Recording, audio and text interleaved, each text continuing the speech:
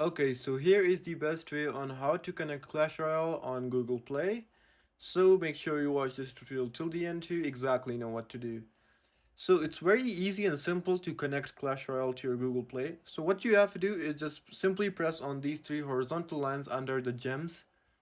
Once you press on it, you'll see some options, but you just gotta go ahead and press on settings. And right over here, as you can see, it confirms that I've already connected my account. So if it's not showing connected, it will say connect your account or something like that. But you just gotta connect your account. But if it's not connected, you just gotta press on these three horizontal lines again and then press on Supercell ID. And right over here, you'll be able to see your Supercell ID, but you just gotta press on the gear icon on the corner.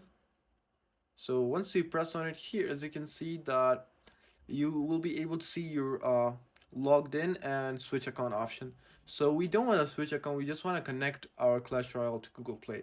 So if it's already connected to Google Play, you'll see your Gmail and you'll have the Google Play Gmail connected to it. But if you don't have it, just press on change email and you just gotta verify your first one that you've connected to it, and then after that you just gotta put in your a new Gmail which is actually connected to Google Play.